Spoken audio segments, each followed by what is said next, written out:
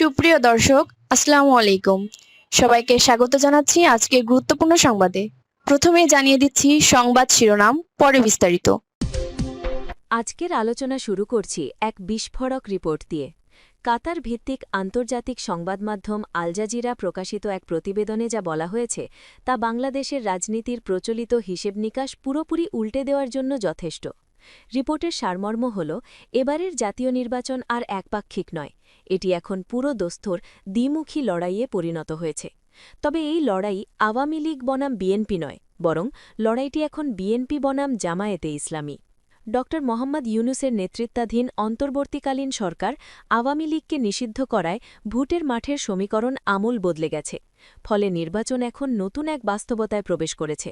আল জাজিরার মতে ফ্রন্টলাইনার হিসেবে এগিয়ে থাকা বিএনপির প্রধান প্রতিদ্বন্দ্বী হিসেবে আবির্ভূত হয়েছে জামায়াতে ইসলামী, জাতীয় নাগরিক পার্টি এনসিপি এবং অন্যান্য ইসলামী দলের নতুন জোট।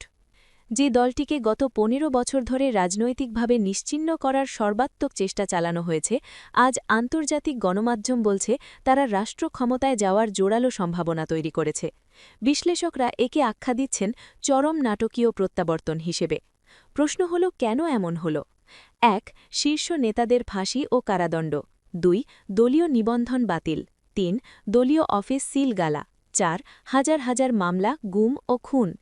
এই দীর্ঘ দমনপীড়নের ইতিহাসের কারণে ২০২৪ সালের আগেও কেউ কল্পনা করতে পারেনি যে জামায়াতে ইসলামী এভাবে রাজনীতির মূলধারায় ফিরে আসতে পারবে। কিন্তু আল জাজিরার রিপোর্ট বলছে, বিগত ১.৫ দশকের এই নিপীড়নই উল্টোভাবে তাদের প্রতি জনগণের সহানুভূতি বাড়িয়ে দিয়েছে। মানুষ এখন আর তাদের অপরাধী হিসেবে দেখছে না, বরং ভিকটিম এবং লড়াকু রাজনৈতিক শক্তি হিসেবে দেখছে। জামায়াতে ইসলামীর নায়েবে আমির ড সৈয়দ আবদুল্লাহ মোহাম্মদ তাহের আল জাজিরাকে দেওয়া এক সাক্ষাৎকারে অত্যন্ত গুরুত্বপূর্ণ ও ঐতিহাসিক মন্তব্য করেছেন। তিনি বলেন, বাংলাদেশের মানুষ দীর্ঘ ৫৫ বছর ধরে আওয়ামী লীগ ও বিএনপির এই দুই দলের শাসন দেখেছে। এখন তারা নতুন একটি রাজনৈতিক শক্তিকে ক্ষমতায় দেখতে চায়। এই ৫৫ বছরের চক্র কি ভাঙবে? মানুষ কি সত্যি টেস্ট অফ চেঞ্জ অর্থাৎ পরিবর্তনের স্বাদ নিতে চায়? আল জাজিরার ইঙ্গিত, হ্যাঁ, মানুষ এবার বিএনপি কিংবা আওয়ামী লীগের বাইরে তৃতীয় কোনো বিকল্প খুঁজছে, আর সেই বিকল্পটি হল জামায়াত নেতৃত্বাধীন জোট। আল জাজিরার এই রিপোর্ট কোনো গুজব নয়, এটি মাঠ পর্যায়ের বাস্তবতার প্রতিফলন। জামায়াত এখন আর সাইড প্লেয়ার নয়, তারা মূলধারার প্রতিদ্বন্দ্বী। রাজনীতি আবেগ দিয়ে নয়, হিসেব দিয়ে চলে। তাই আসুন আল জাজিরার রিপোর্টে উল্লেখ করা জরিপগুলো দেখি। আইআরআই এর এক জরিপে দেখা যায় বিএনপি ৩৩% আর জামায়াত ২৯%, ব্যবধান মাত্র ৪%। এই জরিপটি হয়েছিল গত ডিসেম্বরে। চলতি বছরের জানুয়ারিতে করা আরেক জরিপে দেখা যায় বিএনপি ৩৪.৭% বনাম জামায়াত ৩৩.৬%, অর্থাৎ ব্যবধান মাত্র ১.১%। এটাকেই বলে মোমেন্টাম। জামায়াতের গ্রাফ ঊর্ধ্বমুখী আর বিএনপির গ্রাফ প্রায় স্থির। যদি এই ট্রেন্ড আগামী ২০ দিন অব্যাহত থাকে, তবে নির্বাচনের দিন জামায়াত বিএনপিকে ওভারটেক করে এগিয়ে যেতে পারে। বিশ্লেষকদের মতে ৩টি কারণে সুইং ভোটাররা জামায়াতের দিকে ঝুঁকছেন। ১. বিএনপির প্রার্থী তালিকা নিয়ে অসন্তোষ। ২. জামায়াতের আধুনিক ও বাস্তবমুখী নীতি। ৩. তরুণ ভোটারদের সক্রিয় সমর্থন।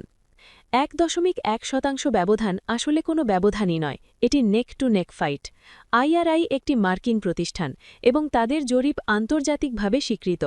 যখন আমেরিকার কোনো সংস্থা বলে জামায়াতের জনপ্রিয়তা ২৯ বা ৩৩%, তখন বুঝতে হবে পশ্চিমা বিশ্ব এই উত্থানকে স্বীকার করে নিচ্ছে। এই ডেটাই জামায়াতের আত্মবিশ্বাসের প্রধান ভিত্তি।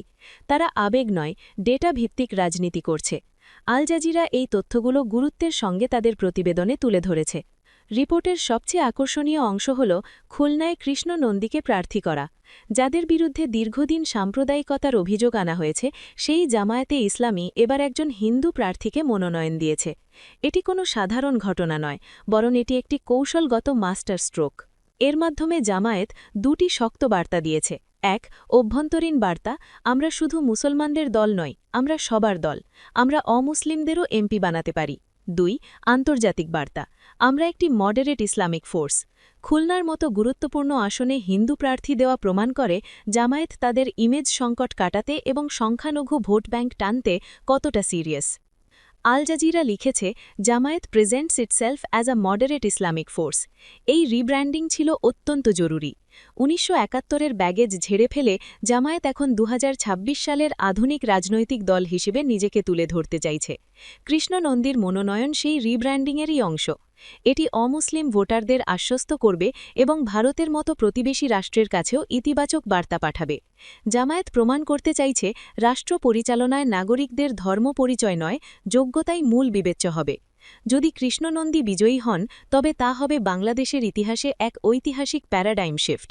এতদিন আওয়ামী লীগ সংখ্যালঘু নির্যাতনের ভয় দেখিয়ে ভোট আদায় করত। জামায়াত সেই ভয়ভিত্তিক রাজনীতির কৌশল ভেঙে দিয়েছে। আল জাজিরা আরও উল্লেখ করেছে, জামায়াত একা লড়ছে না, তাদের সঙ্গে আছে জাতীয় নাগরিক পার্টি এনসিপি এবং অন্যান্য ইসলামী দল। এই জোট জামায়াতের শক্তিকে দ্বিগুণ করেছে। এনসিপি মানেই জেন জি বা ২০২৪ সালের গণ আন্দোলনের গতি। বিএনপির প্রতি তরুণদের অনীহাকে ক্যাশ করছে এনসিপি, ফলে এই তরুণ ভোটগুলো পরোক্ষভাবে জামায়াতের ঝুলিতে পড়ছে। জামায়াত এবার কওমি ও আলিয়া দুই ধারার ইসলামী দলকে এক ছাতার নিচে এনেছে, ফলে ইসলামী ভোট বিভক্ত হচ্ছে না। ৩৩.৬% ভোট ব্যাংকের বড় অংশই এই ঐক্যের ফল। জামায়াতের নিজস্ব ভোট প্লাস এনসিপির তরুণ ভোট প্লাস কওমি ভোট সমান বিজয়ের ফর্মুলা। রিপোর্টে জামায়াতের ইতিহাসের কথাও তুলে ধরা হয়েছে। ১৯৪১ সালের প্রতিষ্ঠা, ১৯৭১ সালের বিতর্কিত ভূমিকা। তবে রিপোর্ট বলছে, বর্তমান নেতারা দাবি করছেন বিগত ১.৫ দশকের নিপীড়ন জনগণের সহানুভূতি বাড়িয়ে দিয়েছে। মানুষ অতীত নয়, ভবিষ্যৎ চায়। ৫৫ বছর ধরে আওয়ামী লীগ ও বিএনপির সংঘাতমুখর রাজনীতি দেখে মানুষ ক্লান্ত। তারা এখন দেখতে চায় জামায়াত কী ডেলিভার করতে পারে: অর্থনৈতিক পরিকল্পনা, সুশাসন, স্বচ্ছতা এবং টিমওয়ার্ক। যদি জামায়াত ক্ষমতায় আসে তবে এটি হবে বাংলাদেশের ইতিহাসে প্রথমবার আওয়ামী লীগ ও বিএনপির বাইরে কোনো দলের সরকার গঠন। এটি হবে প্রকৃত তৃতীয় শক্তির উত্থান। আল জাজিরা প্রশ্ন রেখেছে, would it lead the country next? জরিপ ও মাঠ পর্যায়ের বাস্তবতা বলছে সম্ভাবনা প্রবল। বিএনপি কি সহজে ছেড়ে দেবে? না, শেষ মুহূর্তে তারা সর্বশক্তি প্রয়োগ করছে। গতকালও জামায়াত আমিরের এলাকায় নারীদের উপর হামলার অভিযোগ উঠেছে, কিন্তু মাত্র ১.১% ব্যবধান ঘোচানো এখন বিএনপির জন্য পাহাড় সম চ্যালেঞ্জ। রিপোর্টের শেষ অংশে বলা হয়েছে, মিডিয়ায় যা আসছে তা বরফখণ্ডের চূড়া মাত্র। আমাদের ইনসাইট সোর্স এবং বিশ্লেষকদের মতে শুধু মিডিয়া নয়, আইআরআই, ভারতের গোয়েন্দা সংস্থা র, এমনকি আমাদের ডিজিএফআইও সবাই একই রিপোর্ট নিয়ে কাজ করছে। ২০২৬ সালে সরকার গঠন করতে যাচ্ছে জামায়াতে ইসলামী। সবচেয়ে ভয়ঙ্কর তথ্য হল, এই রিপোর্ট বিএনপির হাতেও আছে। তাদের নিজস্ব রিসার্চ সেল মাঠ পর্যায়ের যে ডেটা এনেছে তা দেখে গুলশানের নীতি নির্ধারকদের কপালে ভাঁজ পড়েছে। প্রায় সব গবেষণায় দেখা যাচ্ছে বিএনপির চেয়ে জামায়াতের সরকার গঠনের সম্ভাবনা বেশি। নির্বাচনের দিন যত এগিয়ে আসছে, জামায়াতের জনপ্রিয়তা জ্যামিতিক হারে বাড়ছে। বিএনপির জন্য সবচেয়ে দুঃসংবাদ হল, তাদের শীর্ষ নেতারা নিজ নিজ আসনে নিরাপদ নন। যাদের হেভিওয়েট বলা হয়, তাদের আসনেও জামায়াত বা জোট প্রার্থীরা এগিয়ে। এর কারণ ৩টি: ১. জনবিচ্ছিন্নতা, ২. জামায়াতের সামাজিক সেবা কার্যক্রম, ৩. তরুণ ভোটারদের সমর্থন। বিএনপির শীর্ষ নেতারা দীর্ঘদিন এসি রুম ও জুম মিটিংয়ে ব্যস্ত ছিলেন, মাঠে ছিলেন না। অন্যদিকে জামায়াতের প্রার্থীরা করোনা, বন্যা ও ৫ই অগস্ট পরবর্তী সময়ে মানুষের ঘরে ঘরে সেবা পৌঁছে দিয়েছেন। ফলে বিএনপির দুর্গে ধস নেমেছে। টপ লিডাররা জামানত হারানোর ভয়ে এখন নির্বাচন বানচালের পথে হাঁটছেন। মনোবিজ্ঞানের ভাষায়, মানুষ চরম ভয়ে থাকলে যুক্তিবোধ হারায়। বিএনপি এখন সেই প্যানিক মোডে আছে। তারা ইসি ঘেরাও করছে, পোস্টাল ব্যালট নিয়ে গুজব ছড়াচ্ছে, এমনকি ২২ জন বিদেশি নাগরিককে মনোনয়ন দিয়ে আত্মঘাতী সিদ্ধান্ত নিচ্ছে। কোথাও কোথাও জামায়াত নেতাকর্মীদের উপর হামলাও চালাচ্ছে। পার্থক্য এখানেই, জামায়াত ধীরস্থির, কারণ তারা জানে তারা জিতছে। বিএনপি অস্থির, কারণ তারা জানে তারা হারছে। শেষ কথা, ডিজিএফআই, আইআরআই কিংবা আন্তর্জাতিক মিডিয়া সবার ডেটা একসঙ্গে মিথ্যে হতে পারে না। সব গবেষণা বলছে হাওয়া বদলে গেছে। আন্তর্জাতিক মিডিয়া যখন জামায়াতের পক্ষে রিপোর্ট করে, তখন বুঝতে হবে আন্তর্জাতিক বাতাসও ঘুরে গেছে। বিএনপির উচিত ছিল বাস্তবতা মেনে নিয়ে কৌশল পরিবর্তন করা, কিন্তু তারা ডু অর ডাই খেলতে গিয়ে আত্মঘাতী পথে হাঁটছে। আগামী নির্বাচনে আমরা হয়তো দেখব বিএনপির বহু হেভিওয়েট নেতা ধরাশায়ী হয়েছেন, আর জামায়াতের তরুণ ও ক্লিন ইমেজের প্রার্থীরা সংসদে বিশাল সংখ্যাগরিষ্ঠতা নিয়ে প্রবেশ করছেন। জনগণ নিশ্চিত করে ফেলেছে, এখন শুধু ১২ তারিখের অপেক্ষা। দর্শক, আপনার কি মনে হয়? মন্তব্যের ঘরে জানান, আর এই চ্যানেলে নতুন হলে অবশ্যই সাবস্ক্রাইব করে বেল আইকনটি বাজিয়ে রাখুন।